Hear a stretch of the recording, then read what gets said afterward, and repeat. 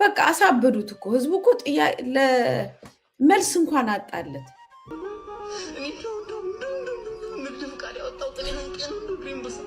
ምን ታመቂዱ ተቃጥሎ ወንድሜ ቤት ሳያምረው አገር ሳያምረው ቤተሰብ ሳያምረው የተቀመጠው ቤት አለን ቤተሰብ አለን ብሎ ነው።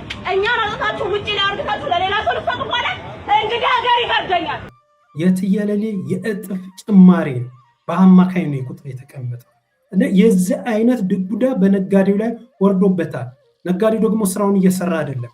እንደ ሀገር በገጠመን ኢኮኖሚያዊ ቀውስ፣ ጦርነት፣ የኑሮ ውድነት ምክንያት ነጋዴው ሰርቶ አትርፎ ወደ ቤቱ እየገባ አይደለም።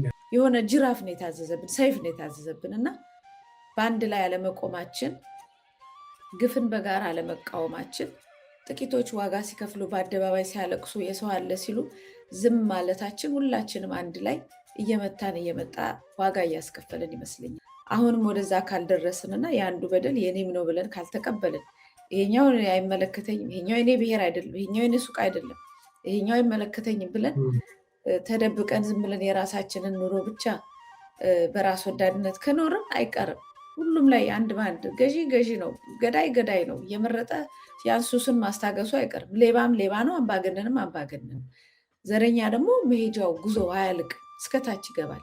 እንደው እንደ ሀገር እንኳን መክረን መፍትሄ ይበጅለታል ተብሎ ብዙ የተነገረለት ምክክር እየተካሄደ ገዳማት በድሮን እየተደበደቡ ነው ያሉት። ከኢትዮጵያ ከተወሰነ ከአዲስ አበባ ከተወሰነ ምክክሩ በልዩ ኃይል ከሚጠበቅበት አዳራሽ የተወሰነ ኪሎ ሜትሮች ርቀት ላይ በአዲስ አበባ ዙሪያ በኦሮሚያ በአማራ ጦርነት እየተካሄደ ነው ያለው። ይህን አንቺ ውይይት እያደረግን እያለ እኮ መቴ በአማራ ክልል አሁን ድረስ ጦርነት እየተካሄደ ነው ያለው። የፖለቲካ አክተሮች የሚባሉት በኢትዮጵያ ጉዳይ ላይ ዋና ዋና ችግሮች እየፈጠሩ ለውጥ እየፈልጉ ያሉት የፖለቲካ አክተሮች ናቸው። የፖለቲካ አክተሮች የሚባሉት ደግሞ የፖለቲካ ፓርቲ አባላት፣ ምሁራን እና ነፍጥ ይዘው ጫካ የገቡ ናቸው። ሁሉም አልተሳተፍም እዚህ ውስጥ። ሁሉም ለምን? ማንነት ምን አስፈለገ? ሰዎች ነን፣ አንድ ዜጋ ነን፣ ኢትዮጵያዊ ነን። ሌላው ቋንቋችን፣ ባህላችን መመኪያችን ነው፣ መጠሪያችን ነው። እንደ አንድ እሴት ያንን ነገር አክብሮ አሳድጎ አሳምሮ ካልቲቬት አድርጎ ኮትኩቶ ማኖር ሲቻል ፖለቲካውን የማንነት መሰረት ላይ የተመሰረተ ለማድረግ ሲሉ ማንነት ብለው አመጡት። ማንነትን ምን አመጣው? እዚህ ለምን የዜግነት አይሉትም? ለምን የኢትዮጵያዊነት አይሉትም? ለምን የሰውነት አይሉትም? ሰውነት ተርመጥምጦ ማንነት ይድናል እንዴ? ዜግነት ወድቆ ተከሽክሾ ማንነት ይድናል እንዴ? አይድንም እኮ። በቁጥርም በምንም ከሌሎች አካባቢዎች እንደ ክልል ከተከለሉና እንደ ክልል መጠሪያ ካገኙ አካባቢዎች ከአማራ፣ ከትግራይ፣ ከኦሮሚያ እና መሰል ካሉት ውጭ ባሉት 11 ክልሎች ተብለው ከተሰየሙት ውስጥ በቁጥርም በምንም ባልተናነሰ መልኩ ተወላጅና ነዋሪ ያላት አዲስ አበባ ውክልናዋን አጣ ሌሎች ከ11 ክልል የተወከሉ ሰዎች መጥቶ በአዲስ አበባ እጣ ፈንታ ላይ እየወሰኑ ነው ያሉት። እሱ የሚፈልገውን የራሱን አጀንዳ ነው። የሚያስተዳድሯት የኦሮሚያ ሰዎች ናቸው፣ የሚጠቀሙባት የኦሮሚያ ሰዎች ናቸው፣ ስራ የሚያገኙት በአካባቢ ላይ ቤት የሚሰጣቸው እና አዳነች አቤቤ የወሰኑት ናቸው ምናምን። ስለዚህ ምንም አይነት አይደንቲቲ የላትም አሁን አዲስ አበባ። ይሄንን አረኩላችሁ ብሎ እንኳን ሊመጣ ይችላል። ለምን? የአዲስ አበባ ውስጥ ያለው ማህበረሰብ እንዳኮረፈ፣ እንደተቆጣ፣ እንደተነሳበት ትንሽ ኮሽ ብትል እንደሚውጠው ስለሚያውቅ አብይ አህመድ በቃ ክልል አርጊያታለሁ የአዲስ አበባ ህዝብ ይሄን ጠይቋል ወይንም በዚሁ በፌዴራል አርጊያታለሁ ምናምን ብሎ ሁሉ ሊመጣ ይችላል። እንደገና ምርኮ ለመሰብሰብ ማለት ነው። ሰላም ጤና ይስጥልን የነጋሪት ቲቪ ተመልካቾች፣ በዛሬ ልዩ መሰናዷችን አዲስ አበባን የመጠቅለል ሴራ በተሰኘ ርዕሰ ጉዳይ ቆይታ እናደርጋለን። በዚህ ርዕሰ ጉዳይ አብራን ቆይታ የምታደርገው ጋዜጠኛ መታሰቢያ ቀጸላ ናት። እስከ መሰናዶ ፍጻሜ ድረስ አብራችሁ እንድትቆዩ የምጋብዛችሁ እኔ ይድነቃቸው ከበደ ነኝ።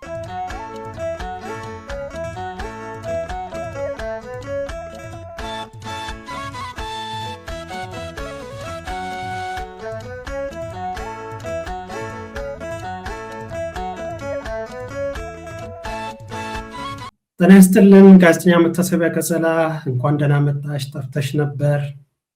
ልክ ነው። እንኳን ደህና ቆያችሁኝ አድማጭ ተመልካቾቻችን። እንደውም ባልደረባዬ ይድነቃቸው ትንሽ ጠፋ ብዬ ነበር። ሎንግ ታይም እንግዲህ በድጋሚ ተገናኝተናል። አንዳንድ የሚታሙ ነገሮች አሉ። በአሜት ደረጃ እንደው ለምክክሩ ሄዳ ነው ምናምን የሚል ነገር አለ። አዎ በኢትዮጵያ ጉዳይ ላይ ለመምከር ወደ አሜሪካ በስፖርት ፌስቲቫሉ ላይ ዝግጅት ስለነበረ በዛ ላይ ከኢትዮጵያኖች ወገኖች ጋር ለመገናኘት ከዛም በኋላ ደግሞ ከዲሲ ስቱዲዮችን አንዳንድ ጉዳዮችን ለመስራት ከባልደረቦቼም ጋራ ለመገናኘት እና ለመማከር ሄጃለሁ። የኔ ትክክለኛው ምክክር ነው። በዚህ አጋጣሚ ግን መቴ እንደው በነበረች ቆይታ እዛ አሜሪካን እንደው በሀገር ቤት እየተካሄደ ስላለው ምክክር ያው እኛ አንቺም ሌሎች በዚህ ጉዳይ ላይ ያገባናል የምንል በስፋት እንግዲህ ሀሳብ አስተያየት እየሰጠን ያለ ነው። እንደው መሬት ላይ ያለው ሀቅ ምን ይመስላል? ምን ይላሉ ዲያስፖራዎች እዚያ ያሉ ሀገር ወዳድ ኢትዮጵያኖች በሀገር ቤት ስላለው ሁኔታ?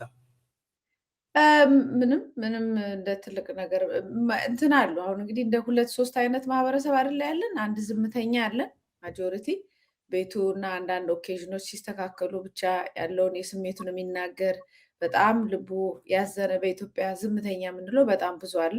በፊት ለፊት ወጥቶ ያለውን ነገር ልክ አይደለም ብሎ የሚቃወም የሚከራከር የተሻለ ነገር መምጣት አለበት ብሎ ፌስ የሚያደርግ ፊት ለፊት የሚወጣ አለ። ሌላ ደግሞ ይሄ መንግስት የተሻለ ነው ብሎ የሚያስብ አለ። ከልቡም ይሁን ከጥቅምም ይሁን ከምንም ይሄ መንግስት አሁን ያለው ምክር እንዲህ ሊያደርግ ይችላል፣ እንዲህ ይቀይራል፣ እንዲህ ያመጣል ምናምን የሚከራከርም አለ።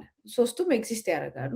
በቁጥር ደረጃ አብዛኛው ማህበረሰብ በሚባል ደረጃ ዝምተኛ ተቃዋሚ ነው። ተቃዋሚ እና ዝምተኛ በየት ልሂድ፣ በምን ላርግ፣ በየት በኩል ምንድነው ሀገራችን ውስጥ የገባው ያለውን ነገር በምን መልኩ ነው ሊፈታ የሚችለው የሚለው ነገር በደንብ ገና ጥርት ያላለለት ግን ዝም ብሎ ያለውን ነገር ልክ አይደለም ብሎ እያዘነ በኢትዮጵያ ጉዳይ ላይ ይሄ በሆነ ይሄ መንግስት በወረደ በምናምን የሚለው በጣም ብዙ ነው ያለው። ምክንያቱም አሁን ያለው ይሄ አገዛዝ ምንም ፖለቲካ አንፈልግም ብሎ ዝም ያሉትንም ቤት ሄዶ ከቤታችሁ ውጡ፣ ግድግዳ ክፈሉ፣ የጣራ ክፈሉ፣ በዚህ ለፉ በዚህ አትለፉ እያለ አያስቀምጥም። ምንም ፖለቲካ ውስጥ አልፈልግም ያለው። ፖለቲካ ውስጥ ገብቼ ለውጥ አመጣለሁ የሚለውን ደግሞ እንደምታውቀው አብዛኛው እስር ቤት ነው ያለው ወይንም ደግሞ ውጭ ተሰዶ ነው ያለው፣ ሁላችንንም ጨምሮ ማለት ነው። ስለዚህ ዝም ማለትም አይቻልም፣ መቃወምም አይቻልም፣ ሀሳብ መስጠትም አይቻልም። የሚቻለው ሎሌ መሆን ብቻ ነው። ሎሌ የሆነ ከዚህ መንግስት ጋር አብረ መስራት ከፈለክ ብቻ እሱ ብቻ ነው ኤግዚስት ማድረግ፣ በዚህ ጉዳይ ብቻ ነው መኖር የምችለው ኢትዮጵያ ውስጥ። እና በዚህ ጉዳይ ላይ ኢትዮጵያ ላይ አንዳንድ ነገር እንትን የሚሉ የእውነትም ደግሞ ጥሩ ነው ብለው ሊያስቡ ይችላሉ። ከነሱ በስተቀር አንዳንድ ቦታ ላይ ደፍሮ የሚናገር የለም። በጣም ጥቂቶች ምናምን ደፍረው ቢናገሩ ነው። ሌላው ጠቅላላ ማጆሪቲው በተለይ ሀገራዊ ምክክሩ ላይ ምንም አትሰማውም። አንደኛው ነገር በኢትዮጵያ ጉዳይ ላይ ትልቅ ለውጥ ሊያመጣ የሚችል ነገር ነው ብሎ መንግስት እንደሚደሰኩረው እና በሚዲያዎች እንዳጨናነቀው በሁሉም ቦታ ማጨናነቅ ነበረበት አይደል?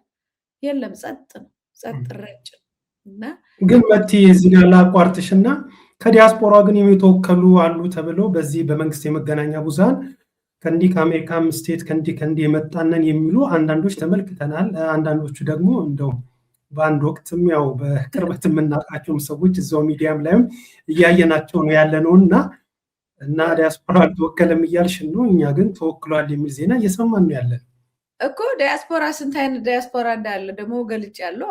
ስለዚህ አንደኛው ክፍል ዲያስፖራ ከመንግስት ጋር ብሰራ ይሻለኛል የሚለው መንግስትን አምነዋለሁ፣ እኔ ከመንግስት ጋር መሆን እፈልጋለሁ ያለ ሄዷል። እሱ ደግሞ ፕሮፐር የሆነ አደረጃጀት አለ። በዛ አደረጃጀት ውስጥ የታቀፈ ነው አብዛኛው። እንደውም አንድ ጊዜ እንደውም የስብሰባቸውን ምናምንም ድምፅም ሰምቻለሁ እና ያው እየተውጣጡ እየተጠራሩ አንተ ሂድ አንተ በዚህኛው ምናምን የት ነው የምታርፈው ምናምን ሲባባሉ ሁሉ በአደረጃጀት ውስጥ በዚህ በብልጽግና ድጋፍ ኮሚቴ ውስጥ ሆነው በአደረጃጀት ውስጥ ያሉ አሉ።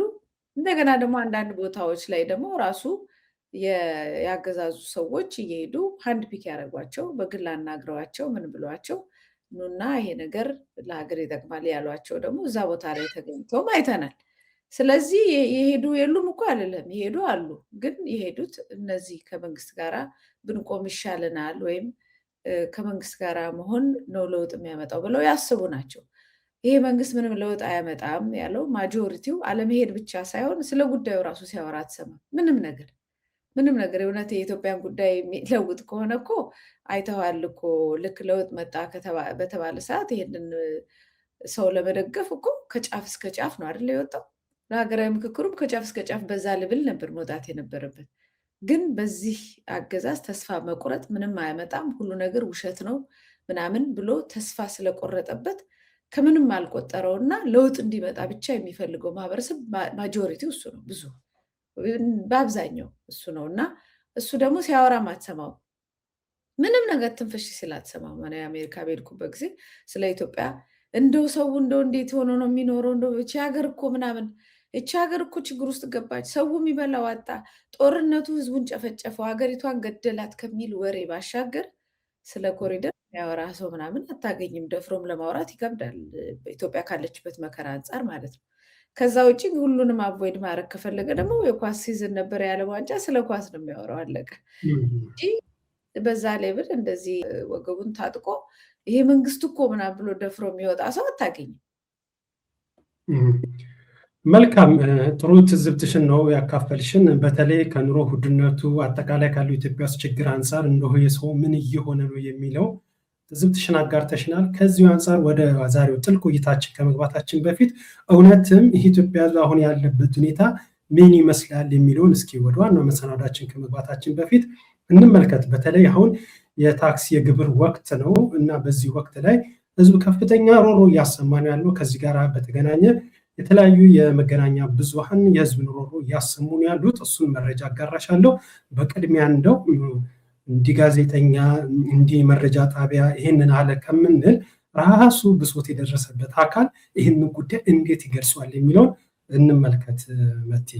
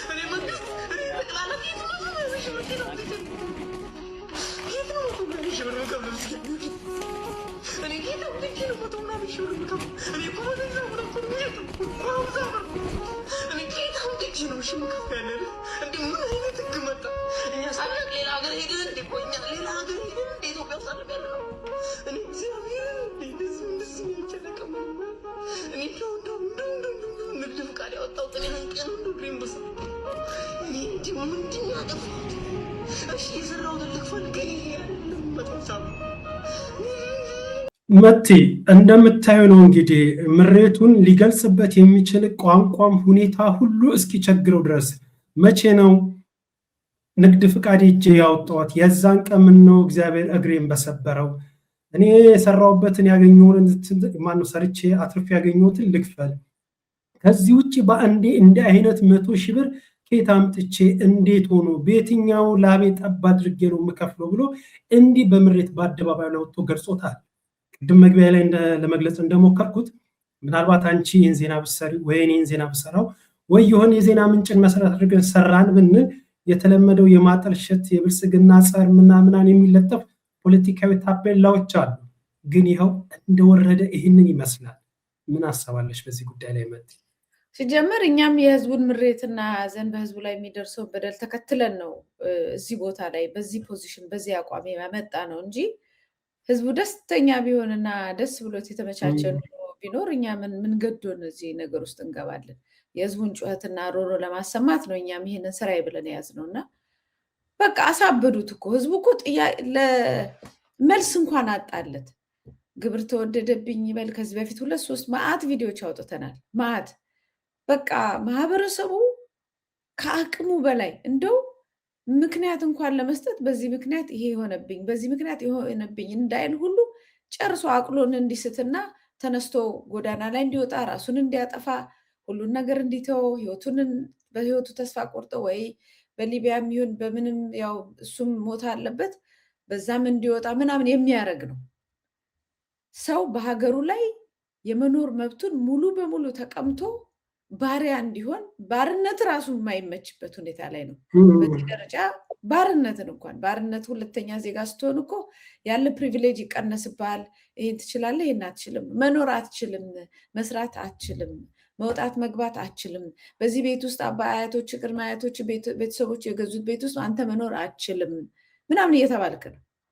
እና በቃ ይሄ ነው ማማረር። እኔ ለምን ማማረር እንደሚያስደስታቸው አላውቅም እኮ። ሌብነት ብቻ እኮ አይደለም፣ ህዝቡን ማማረር ይፈልጋሉ።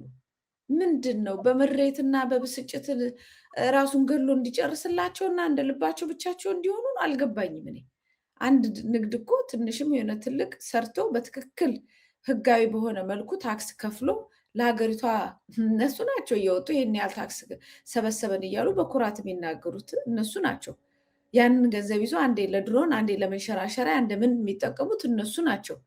መጨረሻ ላይ ታክስ ገንዘቡን የሚሰጣቸውን ማህበረሰብ በዚህ ደረጃ አማሮ መግደል ለምን እንዳስፈለጋቸው ምን አይነት አስተሳሰብ እንዳላቸው ሁላችንም ከአይምሮ በላይ ነው። አንድና አንድ ነገር ብቻ ነው አይበጁም ለኢትዮጵያ ከሚለው ውጭ ሌላ መልስ ላገኝላቸው አልችልም። ህዝቡን ማማረር ነው እስከምን ደረጃ ነው ላልሽው፣ እንግዲህ ይሄ የግብር ከፋይ በእንዲህ መልኩ ሲገልጽ ሀሳቡን አለ። አንቺም ጥሩ አድርገሽ ሀሳቡን ገልጸሽዋል። አሁንም ሌላ አስረጂ። ቅድም ማነው ጥሩ አድርገሽ ያስቀመጥሽው ነገር አለ። እኛ የህዝቡ ነጸብራቅ ነን። የህዝቡን ሀሳብ የህዝቡን ብሶትን ነው ወደዚህ የምናመጣው። ህዝቡ ከዚህ ህይወት የተለየ ነገር ቢኖረው እኛም የህዝቡ አካል እንደመሆናችን መጠን ያ የተለየውን ህይወታችን እዚህ እናመጣዋለን እንጂ መንግስት እንደሚለው አይነት ያልተገባ ነገር እዚህ አምጥተን አንናገርም ነበረ። ይበልጥ አስረጅ የሆነውን ነገርና አሁን ህዝቡ እንዴት ነው በምን ደረጃ ነው ምሬቱ እየደረሰ ያለው የሚለውን ደግሞ ሌላ ተጨማሪ አስረጂ ነገር ልጨምርልሽ መቴ፣ ላንቺም ለተመልካቾቻችን። እዛ 28 ዓመት ቂጡን ተቃጥሎ ወንድሜ ቤት ሳያምረው አገር ሳያምረው ቤተሰብ ሳያምረው የተቀመጠው ቤት አለን ቤተሰብ አለን ብሎ ነው። እኛ አውጥታችሁ ውጪ ላይ አውጥታችሁ ለሌላ ሰው ልትሰጡ ከሆነ እንግዲህ ሀገር ይፈርደኛል፣ የደብረ ዘይት ህዝብ ይፈርዳል። እንግዲህ እንደዚህ ተከታተል ካለ የበላይ ሄዳለሁ የበላይ ጫፌ ልወስድ ድረስ እንሄዳታለን። የፈጣራ ምን ነበር እና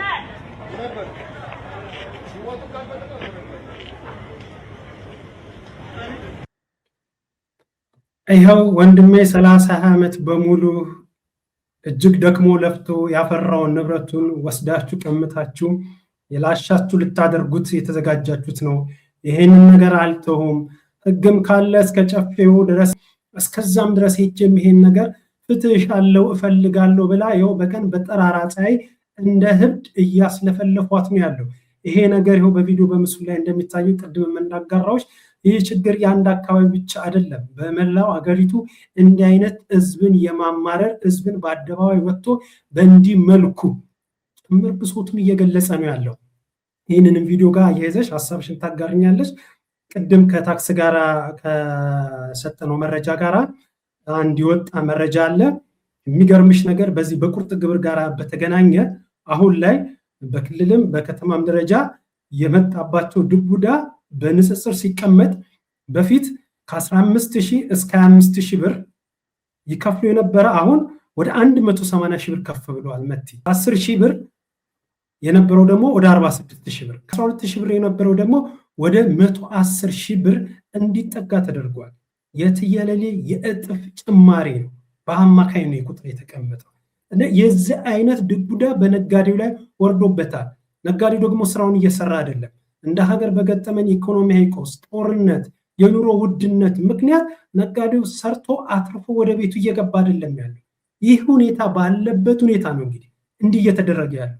መቲ በጣም ደግሞ የሚገርምሽ ነገር በየክፍለ ከተማው ከፍተኛ ግብር ሰብሳቢ የሆኑ ባለስልጣናትና መስሪያ ቤቶች በከንቲባዋ ጭምር ልዩ ሽልማት የመኪና ሽልማት ሁሉ እየተደረገላቸው ነው ያሉት። ባለቆቻቸው ሽልማት ለማግኘት ድሃው ላይ፣ ነጋዴው ላይ፣ ሰርቶ አዳሪው ላይ፣ ለፍቶ አዳሪው ላይ እንዲህ ግብር እየጫኑ በአደባባይ እንደ እብድ እያስለፈለፉት ነው ያሉት። መቲ እኔ እኮ አለው ወይ ይሄን ገንዘብ ሊከፍል ይችላል ወይ? ንግዱ ይሄን ያህል ትርፍ ያመጣል ወይ? ሰውየው ወይም ሴትዮዋ ይሄንን ገንዘብ ለመክፈል ትችላለች ወይ የሚባል ጥያቄ የለም ታውቃለህ። ስለዚህ ገንዘቡን ከየትም ብሎ ተበድረው ተለምን አንተ ንግድ አትርፈህ ከትርፍ የተወሰነ ፐርሰንት ለመንግስት የምትከፍለው ቀርቶ ንግዱን ሸጠ ለነሱ ትከፍላለህ። በጣም ይገርም እኮ ንግዱን ሸጠ ገንዘብ አዋጡልኝ ብለህ ለነሱ ለመክፈል ማለት ነው። ለነሱ ተገዢ ለመሆን ለነሱን ለማስደሰትና በሰላም ለመኖር ንግድ ፍቃድም መመለስ አችልም። እመልሳለሁ ብትል ድንገት ብድግ ብለህ መመለስ አችልም። በዚህ አጋጣሚ 1-2 ዓመት እያሹ በዛ ሂደት ውስጥ ደግሞ በመመለስ ፕሮሰስ ውስጥ 1-2 ዓመት አስጠብቆ በዛ ፕሮሰስ ውስጥ ንግዱንም አቁመ ታክሱን ግን ትከፍላለህ። በቃ የሚገርም እኔ እንዴት ተካኑበት ሰው ይሄን ያህል ሊከፋ ይችላል ወይ? በዚህ ደረጃ የኢትዮጵያን ሕዝብ ለመጉዳት ያደረሳቸው ለመጨከን እዚህ ሕዝብ ላይ ያደረሳቸው ምንድን ነው? ምን አደረጋቸው? ይሄ ማህበረሰብ ከትላንት እስከ ዛሬ በተለያየ አገዛዝ መከራውን ሲበላ የኖረ ከእጅ ወደ አፍ ኑሮ ከፍ ያላለለት በመጣ በሄደው ሲገደልና መከራውን ሲበላ የኖረ ማህበረሰብ ላይ በዚህ ደረጃ ጭካኔ ከየት አመጣው? ኦልሬዲ የቆሰለ በብዙ መከራ የተጎሳቆለ ማህበረሰብ ነው እና ምንድን ነው አላማቸው? ማን ነው ያዘዘብን? ማን ነው ለቅጣት የላከብን? ምን አጥፍተንስ በዚህ ደረጃ ልንቀጣ ቻለን የሚለው ጥያቄ ነው በአእምሯችን ውስጥ እንዲመላለስ የሚገባው እና ከዛ መሸጥ አትችልም፣ መነገድ አትችልም፣ ታክሱን መክፈል አትችልም። ትወጣለህ ጥለው ንብረትንም ምንም ከወሰዱ በኋላ እዳ አለብህ ብለው ያስሩሃል። ከዛ ያንን ቦታ ደግሞ ለሚፈልገው ይሰጡታል። ለሚፈልጉት ሰዎች ሲሰጡት ምንም የማይከፍል በጣም የተሞላቀ የበኩር ልጅ ቤተሰብ ስጋ ዘመድ ምናምን ይገባበታል። ምንም የማይከፍል ደግሞ ይገባል ማለት ነው። እዛ ቦታ 5 ሳንቲም የማይከፍል ገንዘቡን ብቻ ገቢ እያደረገ የሚፈልገውን ነገር የሚያደርግ ምህረት የተሰጠው እንዳይከፍል የተደረገ አንደኛ ደረጃ ዜጋ ይገባበታል። ወይም ደግሞ በከፍተኛ ዋጋ ለሌላ ይሸጡትና ይህ ሰውዬ ለፍቶ ያሳደገውን ያስለመደውን ገበያ በከፍተኛ ዋጋ ለሌላ ነጋዴ ይሰጡትና ከባድ የሆነ ገንዘብ እና ኪራይ መልሰው ይወስዳሉ ማለት ነው። ይሄ ለፍቶ አዳሪው እያለቀሰ እየተሰበረ ራሱን እየሰቀለ ግማሹም እየተሰደደ መጨረሻው ደግሞ አደባባይ ጎዳና ላይ ብቻውን እያወራ የሚሄድ ይሆናል ማለት ነው። ይሄ ነው እጣው ፈንታ እና በጣም የሚገርም ጭካኔ የሚገርም ክፋት እንዴት እንዳመጡበት እንዴት እንደተካኑት አላውቅም። ይሄ ጭካኔያቸው ደግሞ በየጊዜው እንዲበረታ ደግሞ አንተ እንዳልከው አዳነች አቤቤ በርቱ፣ ጋጡት፣ ይሄን ህዝብ ጨፍጭፉት፣ ይሄን ህዝብ እያለች ደግሞ በአደባባይ ትሸልማቸዋለች። የዘረፉት አንሷቸው እንደገና ደግሞ ሌላ በመስተዳድሩ ከተዘረፈው ገንዘብ ከገባው ገንዘብ ደግሞ ወጥተው መኪና ምናምን ይሸልማሉ። እኔ ምን አይነት ዘመን እያስተናገድን እንደሆነ አላውቅም። ጥያቄውን አንስተ መልስ ለመስጠትም በጣም አዳጋች ጊዜ ነው። ዝም ብዬ ከዚህ በፊት የምለው ይሄ የመቅሰፍት ዘመን ነው ብዬ ነው የማስበው። አሁን ደግሞ የቅጣት ዘመን ነው። በቃ ተቀጡ ተብለናል ወይ ከዚህ ቅጣት ስለመውጣት ምን መደረግ አለበት የሚለው እንድናተኩር በቃ በዚህም ስትለው የኢትዮጵያ ሕዝብ የሚያስለቅስ ነገር ብቻ ነው። የሆነ ጅራፍ ነው የታዘዘብን፣ ሰይፍ ነው የታዘዘብን እና በአንድ ላይ አለመቆማችን፣ ግፍን በጋራ አለመቃወማችን፣ ጥቂቶች ዋጋ ሲከፍሉ በአደባባይ ሲያለቅሱ የሰው አለ ሲሉ ዝም ማለታችን ሁላችንም አንድ ላይ እየመጣ ዋጋ እያስከፈልን ይመስለኛል እና አሁንም ወደዛ ካልደረስንና የአንዱ በደል የኔም ነው ብለን ካልተቀበልን ይሄኛው አይመለከተኝም፣ ይሄኛው የኔ ብሔር አይደለም፣ ይሄኛው የኔ ሱቅ አይደለም፣ ይሄኛው አይመለከተኝም ብለን ተደብቀን ዝም ብለን የራሳችንን ኑሮ ብቻ በራስ ወዳድነት ከኖርን አይቀርም ሁሉም ላይ አንድ ባንድ ገዢ ነው፣ ገዳይ ነው እየመረጠ ያንሱስን ማስታገሱ አይቀርም። ሌባም ሌባ ነው፣ አምባገነንም አምባገነን። ዘረኛ ደግሞ መሄጃው ጉዞ አያልቅ እስከታች ይገባል። አንድ ሰው በቀደም እንደ ጎጥ ገና ጉጥ እኮ በዚህ የጀመርከው ጎጥ ወደ ውስጥ በደንብ ይገባል። ሱስ ነው፣ የመከፋፈል መንፈስ ያለበት ሰው ነው እና አይቋረጥም ስለው ኖ ኧረ ገና ታላቅና ታናሽ ብሎ ደግሞ በቤት ውስጥ ይገባል አለኝ። እንደዛ ነው የገባንበት አዙሪት። እውነት ነው። ብዙ ነገሩ ያልሽውን ነገር የምጋራሽ ነው። ዛሬ ላይ በሀገሩ ፖለቲካ በቅርብ ላለን ወይ አለን ለሚሉ ብቻ ሳይሆን በእያንዳንዱ አይመለከተንም በሚለው ሁሉ ቤቱ እያንኳኳ እየገባ ያለ ችግር ነው። የችግሩ አይነትና መጠን ይለያይ እንጂ ሁሉም ጋር እየደረሰ ነው ያለው። ቅድም ግን እንዳልሽው ይሄ ነገር ሁሉም ጋር ከመድረሱ አንጻር ሁሉም በእኩል በገባው መጠን ከዚህ ነገር ለምንገላገልበት ነገር የየበኩሉን በጎ አስተዋጽኦ ማበርከት እንግዲህ የውዴታም ግዴታም ጭምር የሆነበት ሰዓት ላይ ደርሰናል። እንደ ሚዲያ ይህ አይነቱን ነገር አጠናክረን እንቀጥላለን መፍትሄ እስክናገኝ። ሁሉም ደግሞ ከገባንበት ችግር እንድንወጣ የጎንዮሽን ትግሉ ቅድም ጥሩ ብለሽዋል። ይሄ የኔ ብሔር አይደለም፣ ይሄ የኔ ከተማ አይደለም የሚለውን ትቶ ሁሉም በእኩል ከዚህ ችግር ለመውጣት በሚደረጉ አስተዋጽኦ የበኩሉን የሚቻለውን ሁሉ ማድረግ መቻል አለበት የሚለው ማዕከላዊ የሆነውን መልእክቱን ወስጄዋለሁ። ፕሮግራማችንን የሚከታተሉት ይህን እንዲወስዱ ነው ጥሬን የማቀርበው። መቴ እንግዲህ ወደ ዋና ጉዳያችን እንግባ። አሁን ላይ አዲስ አበባን የመጠቅለል ሴራ በምክክሩ ኮሚሽኑ በኩል በጽኑ ተያይዘውታል። ይሄ ምክክር ኮሚሽኑን አስመልክቶ በተደጋጋሚ ስናነሳቸው የነበሩ ሀሳቦች ነበሩ።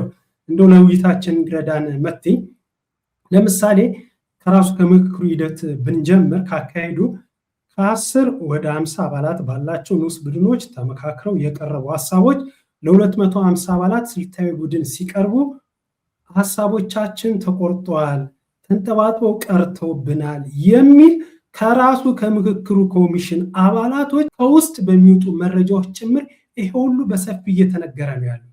ይህ የሀሳብ መቆራረጥና ወደ 250 አካባቢ አሁን ላይ ጠንከር ብለው የመጡት ወደ በኋላ ከአዲስ አበባ ጋር አያይዤ ሀሳቡን አነሳልሻለሁ። በመንግስትና በዚህ በምክክሩ ሂደት ሊወሰኑ የሚፈለጉ ሀሳቦች ነጥረው ወደ መምጣት ደረጃ ደርሰዋል። ታች ላይ ግን በአንድም ይሁን በሌላ መንገድ እኔም አንቺም ሌላውም የሚያነሳው ሀሳብ እንደው በወፍ በረርም በቁም ነገር የሚሆን በሌላ መልኩ ሲቀርቡ ነበር። እነሱ ሁሉ ቀርተው አሁን ላይ የምክክሩ ኮሚሽኑ ሊያስፈጽሙ የተፈለገው ሀሳብ ብቻ ወደ 250 አባላቶች መጥተዋል።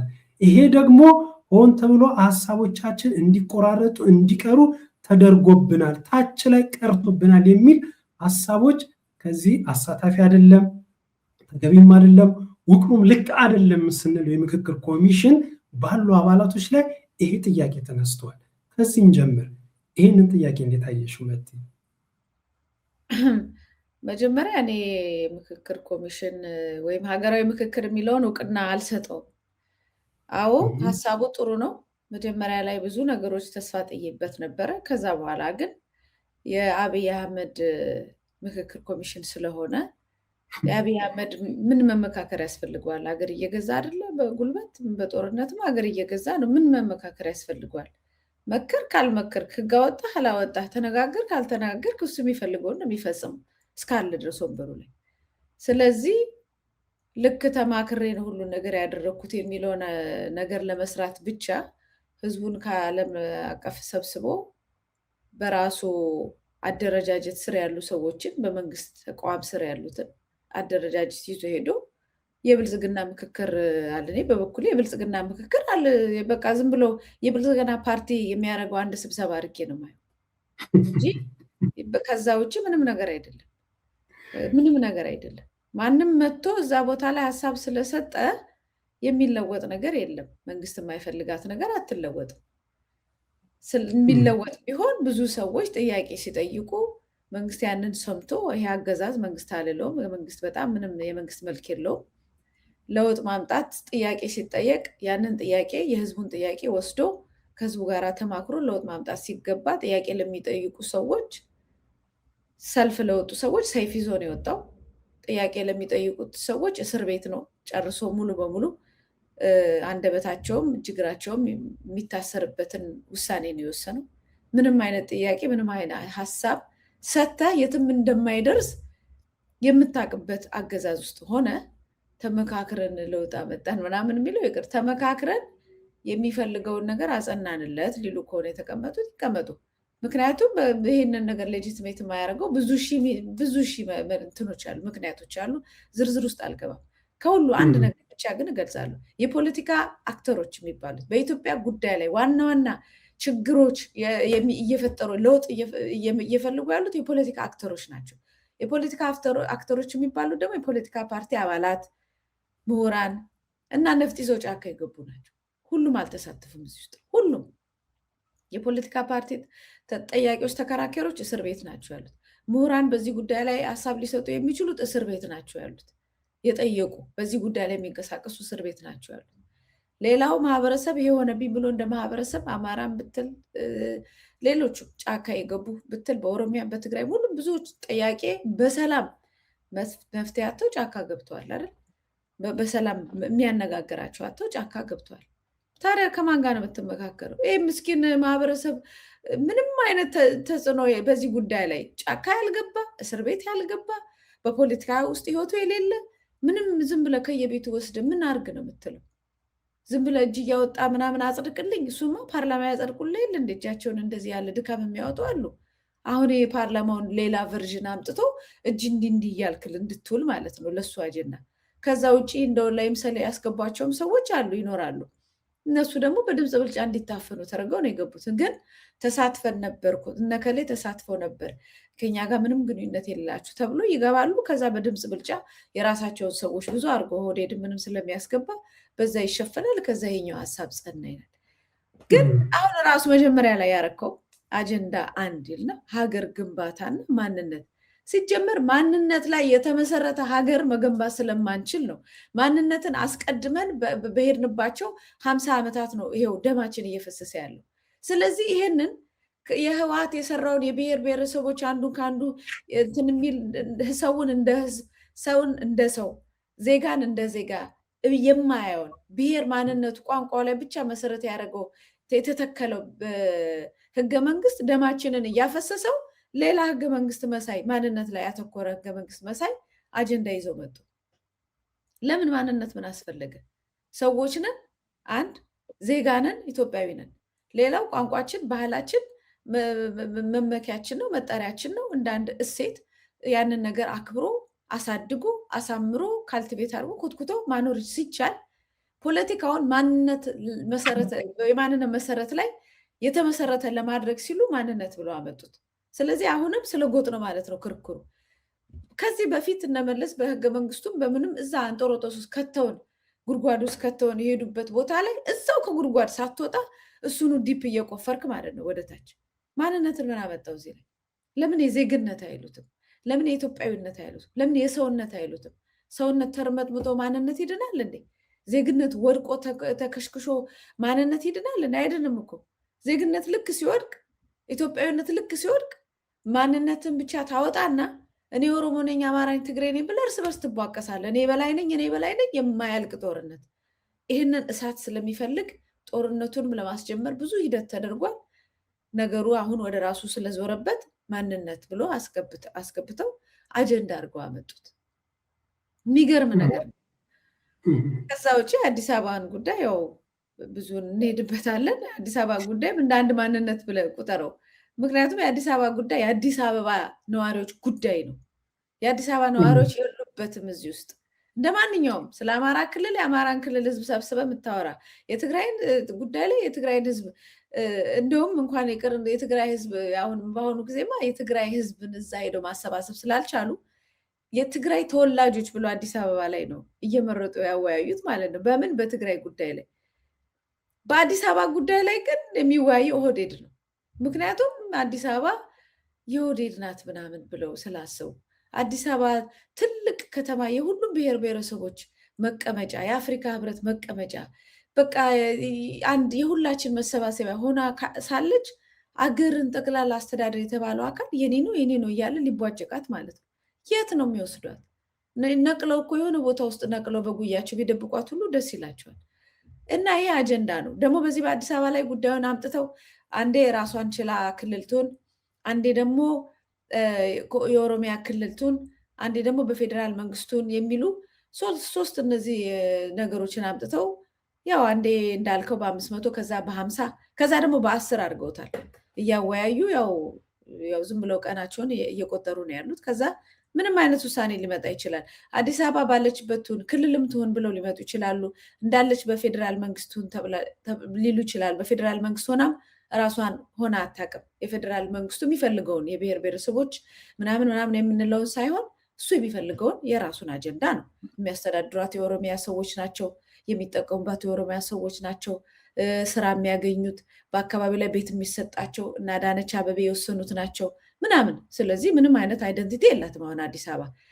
ይሄንን አረኩላችሁ ብሎ እንኳን ሊመጣ ይችላል። ለምን? የአዲስ አበባ ውስጥ ያለው ማህበረሰብ እንዳኮረፈ፣ እንደተቆጣ፣ እንደተነሳበት ትንሽ ኮሽ ብትል እንደሚውጠው ስለሚያውቅ አብይ አህመድ በቃ ክልል አርጊያታለሁ የአዲስ አበባ ህዝብ ይሄን ጠይቋል፣ ወይንም በዚሁ በፌዴራል አርጊያታለሁ ምናምን ብሎ ሁሉ ሊመጣ ይችላል። እንደገና ምርኮ ለመሰብሰብ ማለት ነው። እሱም ለውጥ አያመጣም። ምንም ቢያደርጉ የኔ አቋም በኤምኤስ ላይ ሁሌ የምገልጸው ምንም አለምንም ይሄ መንግስት ህጋዊ ስላልሆነ የሚገባውን ማህበረሰብም ስላላወያየ በዚህ ምክክር ኮሚሽንም ሆነ በዚህ መንግስት የሚወሰኑ ውሳኔዎች እና የሚወጡ ህጎች ከዚህ መንግስት ጋር አብረን የምንጥላቸውና የሚወድቁ ናቸው። ይሄ ነው የኔ አቋም። ትክክል ነሽ አብዛኛውን ነገር ግን ልምምዱና እየሄድንበት ያለው ነገር ግን ስርዓቱ የሚፈልገውን ነገር እያስፈጸመ ነው ያለው። ቅድም ደህና አድርገሽ አስቀምጠሽዋል። በቅድሚያ አዲስ አበባ የወደፊት ዕጣ ፈንታን በሚወስን በዚህ በሚባለው ልክ በስርዓተ ጥቅስ ውስጥ ይግባ ምክክር ውስጥ በትክክል ተወካዩ የአዲስ አበባ ነዋሪ ባልተገኘበት ሁኔታ ነው ከሌላ ክልሎች ከሌላ አካባቢዎች የመጡ ሰዎች አነስተኛው ቁጥር ባለው የአዲስ አበባ ተወካይ በተሰበሰቡበት ነው እንግዲህ ስለ አዲስ አበባ ዕጣ ፈንታ እየተወሰነ ያለው ስለ ወደፊቱ ዕጣ ፈንታ። ልብ አድርጊ ቅድም እንዳልሽው ማለት ነው ውክልናው በራሱ አይደል የአዲስ አበባ ተወካዮች ይቅርና እዛ ያሉት 4000 ተወካዮች ራሱ ከመጀመሪያው ጀምሮ ውቅሩ ሁሉ ስህተት እንደሆነ ውክልናቸው ሙሉ ስህተት እንደሆነ አንስተናል። ያ እንዳለ ሆኖ ደግሞ አሁንም ቢሆን 4000 ውስጥ አዲስ አበባ ያላት ቁጥር ወደፊት በቁጥር እናመጣዋለን ውክልናው ያነሰ ነው ከ4000 ውስጥ ግን እነዛ ሰፊ ቁጥር ያላቸው መተው በዚህ ጉዳይ ላይ የሚወስኑት በቁጥርም በምንም ከሌሎች አካባቢዎች እንደ ክልል ከተከለሉና እንደ ክልል መጠሪያ ካገኙ አካባቢዎች ከአማራ ከትግራይ ከኦሮሚያ እና መሰል ካሉት ውጪ ባሉት 11 ክልሎች ተብለው ከተሰየሙት ውስጥ በቁጥርም በምንም ባልተናነሰ መልኩ ተወላጅና ነዋሪ ያላት አዲስ አበባ ውክልናዋን አጣ ሌሎች ከ11 ክልል የተወከሉ ሰዎች መጥቶ በአዲስ አበባ ዕጣ ፈንታ ላይ እየወሰኑ ነው ያሉት። ግን መቴ እውቅና የለውም። አዎ ያስማማኛል። የጠቅላይ ሚኒስትሩን እድሜ የማራዘምና ያገዛው ስርዓትን ለማስቀጠል ነው። አዎ ያስማማኛል። ብዙ ጊዜ ደጋግመን ስንለው የነበረው ነገር ነው። ግን ከዚህ በፊትም ከሌሎች እንግዶች ጋር አንድ የማንሳላቸው ጥያቄ ነበር። ላንቺም ላንሳለሽ። ማስታወሰሽ እንደሆነ ምርጫው ከመካሄዱ በፊት ይሄ ምርጫ አሳታፊ ሁሉን አካታች የሆነ ይሁን የሚል ምክረ ሀሳብ በሰፊው ሲቀርብ ነበር በጥናት አቅራቢዎች በእኛም በሚዲያ ላይ። ምክንያቱም ውጤቱ ምንም ስለማይሆን እንደ ሀገር ወደ መፍትሄ ስለማያመጣን ስንል ነበር። ያ ምርጫ ተካሄደ። ወጣና አብይ አህመድ የዚህ የመጨረሻ የፓርላማ መዝጊያው ንግግር ላይ ያደረገው ነገር አስተውለሽ እንደሆነ እንግዲህ ምርጫ አይካሄድም ተብሎ ብዙ ነገር ሲባል ብዙ ነገር ሲደረግ ነበር። ምርጫውን አድርገናል፣ ይሄው እዚህ ላይ ደርሰናል፣ ምርጫውን በውጤት ተጠናቋል፣ በእንዲህ መልኩ ተደርጎም ታይቶም የማይታወቅ ፐርሰንት ምናምን ብሎ ገለጸ። በሱ ጉዳይ ላይ በሰፊው ከዚህ በፊትም ብለናል። አሁን የምደግመው ነገር አይደለም። ቁም ነገሩ ግን ምን አለ? ምርጫ አይካሄድም ሲሉን ነበረ። ምርጫውን አካሂደናል። በመጪው መስከረም ላይ ደግሞ ጠቅላይ ሚኒስትሩም የመክፈቻ ንግግር ያደርጋል። የምክክር ኮሚሽኑም ስራውን ይጨርሳል። ስራችንንም እንቀጥላለን። ይሄ ቀላል ነገር አይደለም። መቲ ከዚህ ካልተገባው ተግባሩና አገር እንደዚህ ምስቅልቅል ከሆነችው ተግባር ውስጥ እንቀጥላለን ስለማለቱ ለኔ አቻ ትርጉም። በዚህ አቻ ትርጉም ይዘን ይሄድን እንደሆነ ይሄ ሰውዬ ቀጥላለሁ እያለ ነው። የእውነትም እስካሁን እየቀጠለ ነው ያለ እና ይሄ ነገር ማብቂያው የቱ ጋር ነው? በተለያው ካነሳንበት ርዕሰ ጉዳይ የአዲስ አበባ ዕጣ ፈንታ አሁን እንደምንለው የቀረቡ አማራጮች አሉ። ወደ ኋላም አነሳልሻለሁ። እነሱ የፈለጉትና የወደዱትን ወስነው ቢሄዱ ወዴት ነው ይሄ ዕጣ ፈንታው የሚያደላው? መቴ አንተን ልጠይቅህ መጀመሪያ የምርጫው እኛ ትክክለኛ ምርጫ አይደለም አለን። ብዙዎች ብለውታል። እነሱ ምርጫ አደረግን አሉ በል ምርጫ አደረግን ብለው በጣም ደስፐሬት ሆነው ይሄንን ምርጫ ስላደረግን ህጋዊ መንግስት ነን ብለው መንግስት አሁን ፎርም ላይ ያደርጉ ነው ሊመሰርቱ ነው ሴፕቴምበር ላይ መስከረም ላይ ማለት ነው። ከምርጫው በኋላ በሀገሪቷ ጉዳይ ላይ ለውጥ አለ? ይህን መንግስት የሚቃወሙ ኃይላት አይ እንግዲህ ተመርጧል ስለዚህ የመንግስት ይቀጥል ብለው ጠመንጃቸውን አውርደዋል። ተቃዋሚ ሰዎችም አይ በቃ ይሄ መንግስት በህዝብ ተመርጧል ብለው ምርጫውን አክብረው መቃወማቸውን አቁመዋል። የኢትዮጵያስ ህዝብ እንደ ህዝብ ይሄ መንግስት ተመርጧል ብለው መቃወሙን መማረሩን ይሄ መንግስት እንዲለወጥ ያለው ፍላጎቱን ቀይሯል ወይስ እዛው ቦታ ላይ ነው ያለው? እንደውም ብሶበት ነው የቀጠለው። መቴ ለጥያቄሽ መልስ ከምርጫው በኋላ ያልሻቸው ነገሮች ብሰውን የቀጠሉት ጦርነቱ ተባብሷል። አፈናው፣ ስሩ፣ እንግልቱ ተባብሷል። የሀገሪቱ ኢኮኖሚ ሁኔታ የትየለሌ ቅድም መረጃውን ስናጋራ ነበር። ህዝብ በሀገሩ ላይ ተስፋ ቆርጧል። በአጠቃላይ ማህበራዊ፣ ኢኮኖሚያዊ፣ ፖለቲካዊ ጉዳዮች ምንም መሻሻል ያልታያባቸው እንዳውም ተስፋ እንኳን ልትጥይባቸው የማትሺ ነገር ነው የታየው። ለዚህ ጥሩ ሁነኛ ማስረጃ የሚሆነን እንደው እንደ ሀገር እንኳን መክረን መፍትሄ ይበጅለታል ተብሎ ብዙ የተነገረለት ምክክር እየተካሄደ ገዳማት በድሮን እየተደበደቡ ነው ያሉት። ከኢትዮጵያ ከተወሰነ ከአዲስ አበባ ከተወሰነ ምክክሩ በልዩ ኃይል ከሚጠበቅበት አዳራሽ የተወሰነ ኪሎ ሜትሮች ርቀት ላይ በአዲስ አበባ ዙሪያ በኦሮሚያ በአማራ ጦርነት እየተካሄደ ነው ያለው። ይህን አንቺ ውይይት እያደረግን እያለ እኮ መቴ በአማራ ክልል አሁን ድረስ ጦርነት እየተካሄደ ነው ያለው። በትግራይ ለጦርነት ዝግጅት እየተደረገ ነው ያለው። በኦሮሚያም እንደዛው። በሌሎችም ጦርነት ልምምድ በሌለባቸው አካባቢዎች ልምምድ ስል የማናይባቸው አካባቢዎች ሁሉ ጦርነቱ እየገፋ እየሄደበትም ያለበት ሁኔታ አለ። ፖለቲካው ግራ ተጋብቷል። ስለዚህ ምንም መፍትሄ አልተበጀለትም። ግን የኔ ስጋትና ጥያቄ በአምባገነናዊ ስርዓት አካሄድና በዚህ ጨቋኝ ስርዓት አካሄድ የሚፈልገውን ነገር እያስፈጸሙ የመንጠቅና የራስን የሆነ ንቅለ ተከላ እንዲህ ብዬ ነው ካሉች እንግዲህ እስኪወድቁ የሚችሉትን ያደርጋሉ።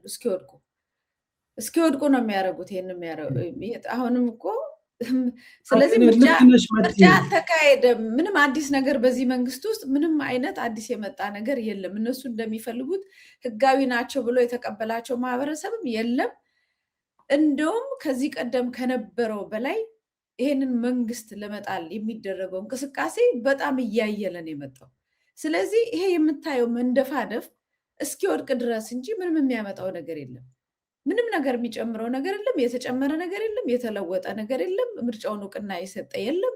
ከትግሉ ወደኋላ የተመለሰ ምንም ነገር የለም። ይህንን ነው ቀድሞ ስለ ነበሩ። ስለዚህ በከባድ ሁኔታ ይሄ መንግስት መለወጥ አለበት የሚሉ እንቅስቃሴዎች ጭራሽ አይለው ሰፍተው ጠንክረው እየመጡ ነው ያሉት። ስለዚህ አንተ የምትለው ነገር ምንም አይነት በአዲስ አበባ ጉዳይ ላይ አዎ ህግ ሊያወጡ ይችላሉ። አዎ ነገር ሊያመጡ ይችላሉ። እኔ ለምን ኖርማል ሰው እንደ ዓለም ኖርማል ሰው እንደማንሆን አላውቅም። አዲስ አበባን ጉዳይ ራሱ አጀንዳ አድርጎ መወያየት ራሱ እኮ በጣም አሳፋሪ ነው። አዲስ አበባ የኢትዮጵያ ከተማ ነች፣ ዋና ከተማ። አዲስ አበባ ነዋሪ እዛ ላይ የሚኖረው ሁሉ እዛ በአዲስ አበባ ጉዳይ ላይ መብት ኖሮት ወጥቶ ገብቶ መኖር ሲችል፣ ሌላው ማህበረሰብ ከየትኛውም አካባቢ መጥቶ አዲስ አበባ ላይ መኖር ማፍራት መስራት ምናምን ሲችል የኔ ነው ብለን እንደ ብዙ አገር ሆነን ማለት ነው። እንደ ሀገር እንዲህ ልንቧጨቃት በጣም የሚገርም ነው። አሁን ለንደንን ብንቧጨቃት ብላስ እስቲ የለንደን ዕጣ ፈንታ ከማን ጋራቱን ያውም ዩናይትድ ኪንግደም ዩናይትድ ኪንግደም ኢንግላንድ ብቻ አይደለችም። ኖርዘርን አይርላንድ፣ ስኮትላንድ እና ዌልስ አሉባት። እነዚህ 4 አገራት በሚባሉ ደረጃ እንኳን አንድ ላይ መጥተው የኔ ናት የሚል ነገር የለም።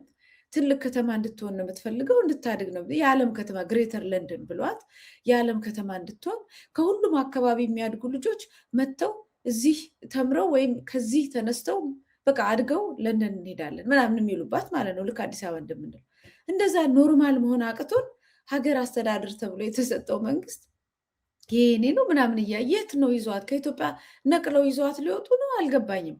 አንደኛው እሱ ነው። የትም አትሄድም፣ ብትሄድም የትም አትሄድም።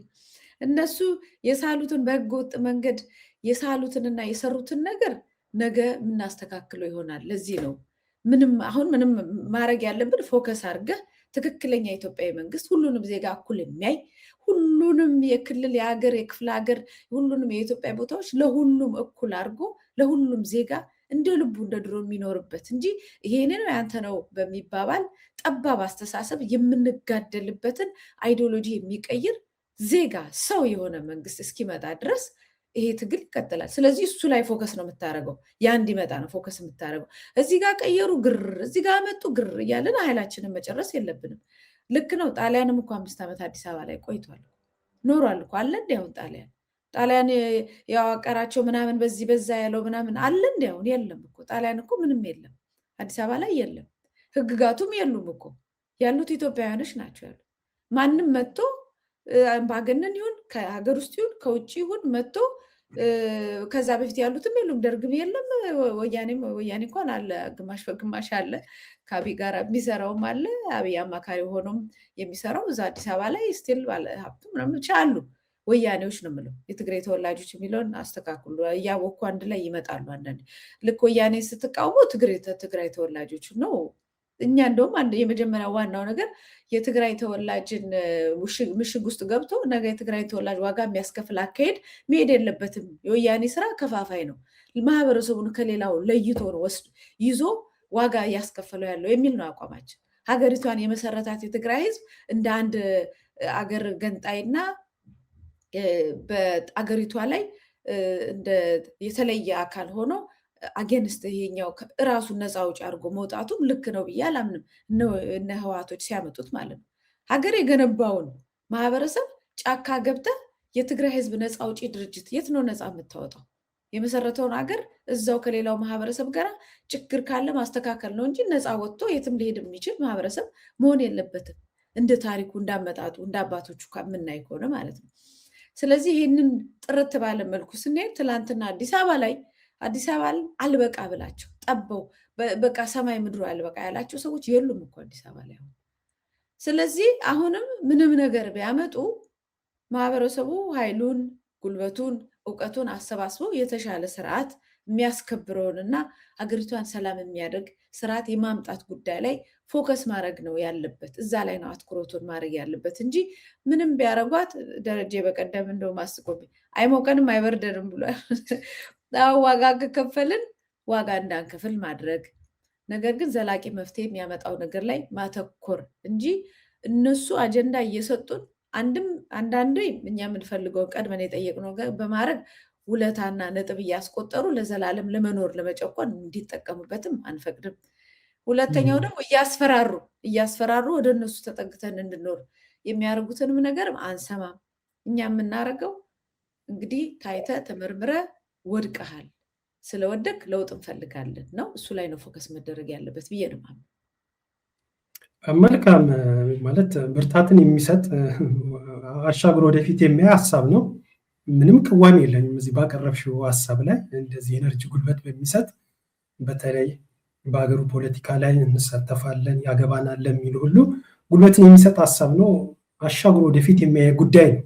እዚህ ላይ ምንም የምቃወምሽም ምንም የማቀርበው ሀሳብ የለም። ግን የኔም ጨምሮ እያንዳንድም ሰው ስጋት ሊሆን ይችላል አላቅም። ምን መሰለሽ መቲ፣ ይሄ በርትተን ይሄንን ለውጥ እስክንፈጥር ድረስ በግራ በቀኝ በሚደረጉ ትብብሮች ከህዝብ ለህዝብ የተመረጠ መንግስት ተመስርቶ ቅድም ስትይ እንደነበረ እንደ ሀገር እፎይ የምንልበትን ስርዓት፣ ይሄ ማለት 100% የጸዳ ነው ለማለት አይደለም። በአንጻራዊነት የተሻለ ነገር ለማምጣት በሚኖረው ሂደትና ጊዜያት ውስጥ ግን ያልሆነ ነገር ንቅለ ተከላና የጠቅለላ ይሄ ጠቅሎ የኔ የማለት ነገር በህግም በታሪክም የሌለ ነገር ተፈጥሮ እሱን ለመፍታት ደግሞ ድጋሚ ሌላ ትግል ድጋሚ ሌላ የማታገያ አጀንዳ መሆን እንዳይሆንና ወደዛ ነገር እንዳንገባ ነው። ለምሳሌ አዲስ አበባን በተመለከተ አሁን ላይ እንዲህ ለንትርክ የተዳረግንበት መንገድ መሰራረቷ አሁን ላይ የኦሮሚያ ናት፣ ራስ ገዝ ናት፣ ክልል ናት፣ የፌዴራል እንዲህ የሚል አልነበረም ከመጀመሪያው። ኢህአዴግ መጣ። ኢህአዴግ ከመጣ በኋላም ክልልም ነበረች ራሷን የቻለች። ቀጠለያ ተሻሻለ። በህገ መንግስቱም በግልጽ የተቀመጠ ነገር አለ፣ ደጋግመን ያለው ነገር አለ። ከዛ ኢህአዴግ በድምፅ ሲቀጣ የህወሓት መራሹ አገዛዝ ስርዓት በምርጫ በድምፅ ሲቀጣ የአዲስ አበባን ህዝብ ለመበቀል ብሎ አንዴ በኦሮሚያ ልዩ መቀመጫውን በአዳማ ወደ አዲስ አበባ እያለ አንዴ ኦሮሚያን ወደ አዲስ አበባ ሲያመጣ ከአዲስ አበባ ወደ ኦሮሚያ ወሰደ። ከዛ ደግሞ በአዋጅ የልዩ ጥቅም መሰል ምናምን ነገር የሚል ነገር ገባና አሁን ላለንበት ንትርክ ውስጥ ዳረገ። ይህንን ችግር እንደቀላል አናየውም። መቼም ከግራ ቀኝ ያለ አሰላለፍ አለ። አሁንም ይሄ ኮሚሽን የሚባል አሁንም ያለው አገዛዙ ስርዓት ልክ እንደዚህ የሆነ ነገር ተክሎብን ሄዶ በአዲስ አበባ ጉዳይ ላይ ያ የምንለው ስርዓት ሲመጣ ሌላ የጭቅጭቅና ሌላ የፖለቲካ የማታጊያ ሁሌ ስለ ፖለቲክ ሁሌ እንዲህ የለም እኮ እንደ ሀገር እንደ ህዝብ የሆነ የምናድግበት ነገር ላይ ነው ትግሉ መሆን መቻል ያለበት። የኢኮኖሚ እድገታችን እንዲህ መሆን አለበት። ሀገር እንዲህ ይሃ ነው ትግሉ መሆን ያለበት። ይሃ ነው የፖለቲካ አቅጣጫ፣ ይሃ ነው አሳመተን ትንታኔው ሁሉ ነገር መሆን መቻል ያለበት። ከዛ እንወጣና ሁሌ የመነታረኪያ አጀንዳ ይፈጠርልናል። አሁንም የኔ ስጋት ይህን ስጋቴም የሚጋሩ ይኖራሉ ብዬ ተስፋ አደርጋለሁ። ልክ እንደዚሁ መስከረም ላይ ምናምን ላይ በሚሄደው እና በሚከተሉት ስቴፕና ደረጃ መሰረት ይሄ እንዲህ ነው ይሄ እንዲህ ነው ብለው ህገ መንግስት ምናምን የሚሉትን አርቀቀው ሰጥተው የሆነ ነገር ተክለው የሚመጣውን አምጥተው የሚወስዱትን ወስዶ የሚያስቀሩትን አስቀርተው የሆነ ነገር አድቦል ብለው እሳት የሆነ ነገር አድቦል ብለው ሰጥተውን እጃችን ላይ ጥለውብን ከዛ የያዝን የሆነ እያድቦለበልን ሌላ አበሳ ውስጥ እንዳንገባ ከስር በስር በታሪክ እንዲያስመዘገብን መሄድ መቻል አለብን። ይሄ ነገር ሲባል ማን ምን ይል ነበር የሚለው ነገር እንዲህ መቀመጥ መቻል ስላለበት ምን አይነት ሀሳብ ነበረ ሲቀመጥ የነበረው የሚለው ነገር እንዲህ መቀመጥ ስላለበት ነው። እና አዲስ አበባን የመጠቅለሉ አካሄድ አሁን ምን ሆነ መሰለሽ፣ ራስ ገዝ ትሁን 4 አማራጭ ነው የቀረበው። ክልል ትሁን፣ የፌዴራሉ መቀመጫ ትሁን፣ ወደ ኦሮሚያ ትጠቃለል የሚል ነበር። ቅድም ስልሽ የነበረው ይሄን ነበር መግቢያ ላይ ሳንሳ የነበረው። በዛ በታችኛው በ10 ቡድን በ50 ቡድን ላይ እነዚህ የመነጋገሪያ የመከራከሪያ የምክር ሀሳብ ሆኖ ቀርበው ነበር። ትክክል ነው አይደለም የሚለው በኔና ባንቺም እንዲሁም በኔና አንቺ ሀሳብ የሚጋሩ ሰዎች ያለው ሀሳብ እንዳለ ሆኖ ማለት ነው። ግን የመጠቅለሉና ቅድም ምልሽ የራስ የሆነ ነገር ንቅለ ተከላው ግን እንዴት ደረጃው ከፍ እንዳደረገ እንዲህ አይነት ነገር ሲሄድ የነበረውን ነገር አማራጩን አጥብቦት አሁን ወደ ምን አስጠጉት?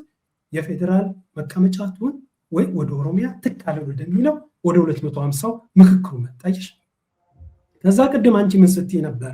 እኔም መጋራሽ ሀሳብ በዚህ በምክክር ሂደት ውስጥ ለይምሰል የሆነ ቁጭ ብሎ የተቀመጡ አሉ። አብዛኛው ግን የስርዓቱ ደጋፊዎች ስርዓቱ በዚህ ምክክር ሂደት ህዝብን አማክሬ ይሄው ህጉ እንዲሆነ ስርዓቱ እንዲሆነ ለማለት እየተጠቀመበት ያለው የፖለቲካ አሻጥር ሂደት ነው በሚለው እንተማመናለን።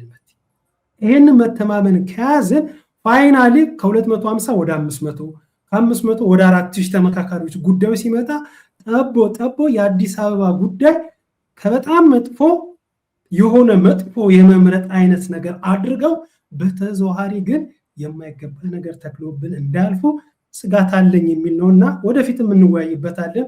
ቅድም ስለው ነበር 2 ዓመት በሙሉም ስናወራበት ነበር። በዚህ ጉዳይ ላይ ያለሽን አጠቃላይ ሀሳብ ነገርና የዛሬ መሰናዳችን እናበቃለን። ስጋት ብቻ አይደለም ፈተናውማ ኦልሬዲ ተጀምሯል። አዲስ አበባ ፈተና ከመፈናቀል ጀምሮ በሁኔታዎችን ከመቀየር ጀምሮ የዲሞግራፊ የመቀየር እንቅስቃሴ ጀምሮ በአስተዳደር ሁኔታ በምንም ደረጃ ላይ ሪቨርስ የማይደረግ የሚመስሉ ነገሮች ሁሉ በደንብ እየተሰሩ ነው 8 ዓመት የቆዩት። እሱ ስጋት ብቻ አይደለም፣ ፕራክቲካል ፈተናም ነው እየሆነም ነው ያለው። እሱን አልካድኩም። ግን ምን ታደርጋለን? አሁን ከዚህ ጀምሮ አንቀበልም እያልን ነው የምንሄደው። ማህበረሰቡ እንዳይቀበል ከዚህ ጀምሮ አንቀበልም እየሆነ ነው ያለው፣ እየተቀማ ነው ያለው። የአዲስ አበባ ህዝብ ባይተዋር እየሆነ ነው ያለው፣ ዋጋ እየከፈለ ነው ያለው። ስለዚህ ያለ አማራጭ ከዚሁ ጀምሮ አንቀበለውም፣ የሚመጣውን ነገር አንቀበለውም እያልክ ነው የምትሄደው። ቀዳማዊ ኃይለ ሥላሴ በነበሩ ጊዜ ለከተማዎች ስያሜ ሲሰይሙ ነበር፣ ስም ሲሰጡ ነበር። ደርግ ሲመጣ ስሞችን ይሰጥ ነበር። ትምህርት ቤቶችን ይቀይራል። ህዝባዊ ሰራዊት፣ አብዮት ምናምን የሚባሉ ሙሉ ትምህርት ቤቶችን ተቋማት ምናምን ይቀይር ነበር። ኢህአዴግ ወያኔም ሲመጣ የተወሰኑ ለውጦችንም እንደዚህ ይቀያየር ነበር። አሁንም አዲስ መንግስት ሲመጣ ይቀየራል። ምንም ራሱን የሚመስል ኢትዮጵያን እንደው ተስፋ የምናደርገው ለአንዴና ለመጨረሻ ጊዜ ፈተናው የለም አልልም። እንደገና መቼም አንዴ ገብተንበታል፣ መዳከር ነው የኛ ህይወት። ግን ዋጋ በጣም ከመክፈላችን አንጻር ይሄ ማንነት፣ የኔነት፣ የኔ ብቻ፣ እኔ የበላይ ምናምን የሚሉት ነገሮች ማለት እነሱ በጣም ብዙ ዋጋ ስለከፈልንበት ማህበረሰባችን ትንሽ ተዳክሟል ብዬ ነው የማስበው። አይቶት አያዋጣንም፣ ዋጋ ከፍለናል፣ ደክሞናል። ሁላችንም እኩል እንኑር፣ ምድሪቷ ከጫፍ እስከ ጫፍ የሁላችንም ትሁን የሚለውን ሀሳብ ይመጣል ብዬ ነው የማስበው። የዛን ጊዜ አዲስ አበባ እኮ በምክክር ኮሚሽኑ ለእኛ ተወስናልን ነበር ብሎ ጥያቄ የሚያነሳ አይጠፋም። ነገር ግን ይሄ አያዋጣም ተብሎ መጥቷል ምናምን ብለህ ያን ነገር መግባታችን አይቀርም፣ ክርክር ውስጥ መግባታችን አይቀርም፣ የእውነት ጭቅጭቅ ውስጥ መግባታችን አይቀርም። ግን እንደሚገባው ከትላንት እስከ ዛሬ አዲስ አበባን ማን ነው የሚኖርባት? ማን የቆረቆራት? ትላንትና እነማን ናቸው ይህንን ቦታ ያቋቋሙት ያሳደጉት? ምን ያሉት? እንዲህ በአሁኑ እኮ አንዳንድ ሰዎች እኮ መጥተው ቤት እያንኳኩ ውጣ፣ ይሄ የድሮ የቅድመ አያቴ የኔ ነበር ተብያለሁ እና ውጣ፣ አሁን እኔ ነኝ የምገባው እኮ የሚሉ ነበሩ። እንግዲህ ምናልባት አዶኖ የመቼ እንደሆነ በጣም የድሮ ሀሳብ ይዘው መጥተው ውጣ ካሉ አሁን እኔ በዚህ ዘመን በቪዲዮ ቀርጬ እያሳየው ቤቴን ስትቀማኝ አይቼ ተመልሼ ለውጥ ሲመጣ ያንን ቤቴን መጥቼ ክሌም አላረግም ማለት አይደለም። ከቦታዬ ላይ ነቅለ ወስደ ሩቅ ቦታ ጥለኸኝ ህንፃ ሰርተ የራሶችን ወዳጆች አስገብተ ባለሀብትም ቢሆን ሸጠ ተመልሼ እዛ ቦታ ላይ ለውጥ ሲመጣ አልጠይቅም እዚህ ቦታ ላይ ብዬ ቃል አልገባም። በደንብ ነው የምጠይቀው። በደንብ ነው የምንጠይቀው። ተደራጅተን የነበረው አዲስ አበባ ህዝብ የተጎዳውን ጉዳት የተወሰደበትን የራሱ የሆኑ የተቀማቸውን ነገሮች በህገ ወጥ መንገድ የተወሰዱበትን ነገሮች ድጋሚ እንጠይቃለን። ለውጥ ሲመጣ ብዙ ነገሮች እንደገና ይነሳሉ። ይሄ ሁሉ ደምና ምናምን የሚፈሰው እኮ የዛሬ 100 ዓመት ምናምን እንደዚህ ሆኗል ተብሎ በአፈ ታሪክ በመጣ ታሪክ አይደል? እኛ ባየነው በሰማነው ትላንት በተቀማነው ነገር ለምንድን ነው ማንጠይቀው? ህግና ስርዓት በተፋለሰበት ጭቆና፣ ብሔርተኝነት ምናምን በገነነበት በዚቹ በትላንትና ዕለት የሆነውን ነገር ለምንድን ነው ማንጠይቀው? እንጠይቃለን፣ እናስተካክላለን። ፍትህ እንዲመጣ ገና እንታገላለን ወደፊት እና እዚህ ጋር እየሆኑ ያሉት ነገሮች ስጋቶቻችን ቢሆኑ ዘላቂው ነገር ላይ ታግለን ነገ ለነገ የምናቆያቸው እንደውም ነገ እንዳይረዝም ነው እኔ የምፈራው። ነገ እንዳይረዝም፣ ነገ ሳይረዝም ዛሬ በፍጥነት ለውጥ መምጣትና እነዚህ ነገሮች በጊዜ መስተካከል አለባቸው የሚል ነው የኔ አቋም እንጂ ስጋትን ሙሉ በሙሉ የምጋራው ነው። እጅግ አድርጌ አመሰግናለሁ። ስጋቴን መጋራትሽ እንዳለ ሆኖ እንደው ከስጋቴ ቀለል እንዲል በእንዲህ አይነት ስጋት ላላቸው ደግሞ የመውጫው መንገድ ምን ይመስላል የሚለውን ነገር ያመላከትሽበት ሀሳብ ነውና እጅግ በጣም አድርጌ አመሰግናለሁ። እንደው ከመሰነባበታችን በፊት ያው ብዙ ነገራችን መጀመሪያ ላይ ያው በብሶት ሁሌ የምንላለን፣ በብሶት በሀዘን ካለንበት ሀገራዊ ችግር አንጻር ነው ይሄንን የምናደርገው። ያም ብለናል። እንደው እኛም ተመልካቾቻችን ፈገግ ብለን ተባርከን እንደው እንዲሆነ ራዕይ የሚያይልን እንደው አንድ ነብይ አለና እሱን እስኪ ተንብዮልን መሰናዳችን እናብቃና እስኪ እሱን እንመልከተው። የያዙ ሰዎች አሉ፣ ወረቀቷን የያዙ ሰዎች አሉ፣ ዘመናን ሙሉ ከቀበሌ ቤት እንዳትወጣ ያደረጉ ሰዎች አሉ። የቀበሌ ህይወት እስኪ ከወረዳ ወጣው በያ ደጋሚ አብጂ ወረዳ ውስጥ ምን እያደረግሽ ነው? ባለሙያ ነሽ? የምን የጽዳት አስተዳደር? እግዚአብሔር እድገትሽን አሁን ያስለቅቃል። ጭንገፋ፣ እርግማን በኢየሱስ ስም አሁን ሰብሬያለሁ። አሁን ሰብሬያለሁ። አሁን ሰብሬያለሁ። እድገቷን ያዙ በኢየሱስ ስም ሰብሬያለሁ። እስኪ ጩና ተሰበረ በለው። ይኸው እንዲህ በያት እባክሽ እንድሰው። አንቺ ወርቄ በያት። አንቺ ሰላም ስሙ። በሬን ልቀቁ። ትዕግስት ሰማሽ ወይ? ከፊት ሆናለሁ። አብረሻቸው ነው የምትሰሪ? ከነማን ጋር? ወርቄ የምትባለው እዛ ምግብ ብታበስል። እሺ እንትናስ? ትዕግስት እኛ ቢሮ መስራት። ቢሮ ሰላምስ? ሰላም ቢሮ መስራት። ቢሮ እግዚአብሔር አስለቅቆልሻል። እንደው እኛም ከገባንበት ችግር እንዲህ ቢያስለቅቀን ይሄ ነብይ ምን አለበት? ወርቄን ብዙ ወርቅን ምናምን ጠርቶ ከስራ ከፊት እንዳደረገ እድገት እንደሰጠ እንደው አብይንም ስሙን እየጠራ ፕሮፌሰሩን ኮሚሽነሩንም እየጠራ እንደው እንዲህ በሚታየው ራዕይና መተንበይ እንደው እንደ ችግሮቻችን እንደው በፈታልን ምን አለበት ይሄ ነብይ? እቺ አዲስ ሱቅ ነች፣ ሰሞኑን የተከፈተች ሱቅን መሆን አለበት። የኮንዶሚኒየምን ትንሽ አዳራሽ እየተከራዩ እንደዚህ ይከፍታሉ አይደለ? ለእህቴ ያዘንኩላት። አሁን በስንት መከራ በሚገኝ ስራ ከወረዳ ላይ ያስባርራት እኮ ነው። ከወረዳ ወጣሽ እና ቤቱን ከወረዳ ወጣ እና ምን ታርግ? ለጉልትም ችግር ነው፣ ታክሱ ምኑም አይቻልም። አረ መቲ አቀያየማት ሁሉ እንጂ ከስራ ባልደረቦቿ ስም ሁሉ እያስጠራች እና ወርቄ ምናምን በቃ በጣም ነው የሚቀየሟት እና ያስጠምዳታል። ይከሳሉ። የስም ማጥፋት ወንጀል በሚለው ሊከሱ ሁሉ ይችላሉ። ምን ጉድን ነው የመጣን? ምን ውስጥ ነው የወደቅ ነው? እኔ እኮ ከላይ እስከታች እኮ ነው የተፈጠፈጥ ነው። የእምነት ቦታዎች ብትል እነዚህ ነጋዴዎች ናቸው። በእምነት ስም ባይዘወይ በእምነት ስም የሚነግዱ ነጋዴዎች ናቸው። እነዚህ የእምነት ሰዎች አይደሉም።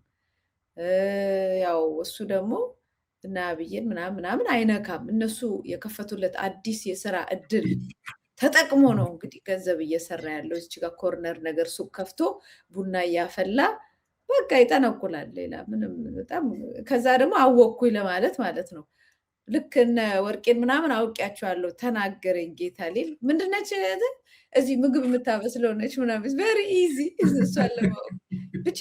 እኔ የእውነት እግዚአብሔር ግን ኢትዮጵያን ያድናት ከብዙ ፈተና። በጣም ብዙ ነው ፈተናችን፣ ከላይ እስከታች ነው ብዙ ችግር የመጣውና አንተ ራስህ ህዝቡን ልቀቀው ነው። እኔ ደግሞ ህዝቡን ይሄ ሐሰት የጥንቆላ መንፈስን ይዘህ ልቀቀው፣ ህዝቡ በአይምሮ ሰርቶ ይኖርበት ባይ ነኝ። እና ትክክለኛ አሁን በፕሮቴስታንት እምነት ስር ነው እንግዲህ እነዚህ እየተደረጉ ያሉ ነን ነው የሚሉት።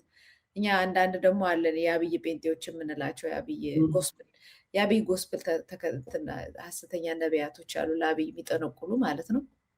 እሱ ያፈላቸው ናቸው። እንግዲህ ይሄ ሌሎቹን አይመለከትም።